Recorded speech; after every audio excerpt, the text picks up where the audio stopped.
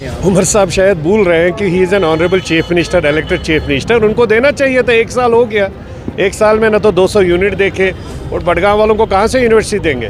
बडगाम के एमपी को तो वो मैनेज नहीं कर पा रहे हैं। जो बडगाम से शिया बरादरी ने एमपी दिया है, जब वो शिया लीडर एक जो मेंबर पार्लियामेंट है जो रिप्रेजेंट कर रहा है जम्मू कश्मीर को, पूरे हमारे जम्मू कश्मीर है, इन पर्टिकुलर कश्मीर वैली में 3 मेंबर पार्लियामेंट है, उसमें 2 मेंबर पार्लियामेंट्स इनके हाथ में ही नहीं है।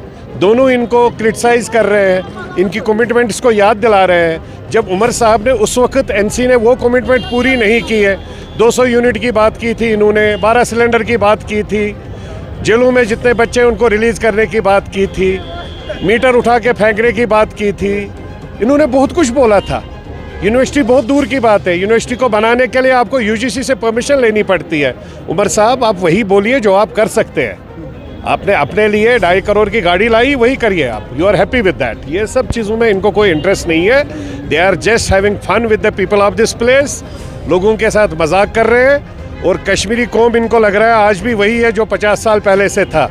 कश्मीरी कौम ने इनको मौका दिया था अभी, इसलिए आंखें बंद या आंखें खोल के खुले दिल से लोगों ने खुलकर वोट डाला था नेशनल कॉन्फ्रेंस को। इन्होंने राज्यसभा की सीट में प्रूव कर दिया कि they are part and parcel of BJP.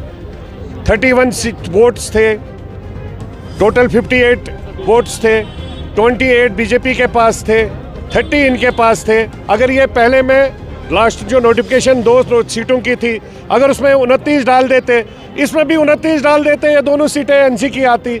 इन्होंने उसमें 30 डाले और 27 ही रखा यहाँ पर, क्योंकि जब अगर बीजेपी को वहाँ 4 जो एडिशनल एनसी के आए, अगर वो भी नहीं आते, फिर भी वो 27 और 28 में जीत रहा था। तो ये सब बेवकूफ़ ना बनाए। वो कह रहे हैं कि हमें बीजेपी को बाहर करना है। अरे वो तो खुद बाहर हो रहे हैं, बीजेपी की क्या बात कर रहे हो? कहाँ से बाहर कर रहे हैं? किस एंगल से बाहर कर रहे हैं? जिसके पास 35 सीटें कैसे बाहर करेगा? वो तो खुद सपोर्ट समर्थन में उनके साथ बैठा है। और दूसरी बात है, सबसे बड़ी बात, आप बैठिए ना, हम मना नहीं कर रहे हैं। ऑनरेबल प्रधानमंत्री है, ऑनरेबल होम मिनिस्टर है, एलजी साहब है, काम करना है हमें सेंटर के साथ, आप करिए ना उनके साथ। लेकिन आम कश्मीरी को दुश्मन क्यों बना रहे हो बीजेपी का? भाई खुद तो उनकी गोद में बैठे रहते हो, खुद तो दिल्ली में 30-30 लाख के शाल लेके जाते हो, यहाँ पर कोई मंत्री आता है 20-20 लाख का शाल डालते हो। अच्छी बात है ना, हम कब मना कर रहे हैं आप मत करिए, लेकिन आप उनके साथ प्यार मोहब्बत बना रहे हो, और यहाँ पूरा जो कश्मीर का कौम है उनको दुश्मन बना रहे हो। काहे को? अगर आप खुद दोस्ती कर रहे हो उनके साथ, तो हमें हमारी जगह, हमें अपनी दिमाग में सोच है ना, हमें उनके साथ कैसे चलना है।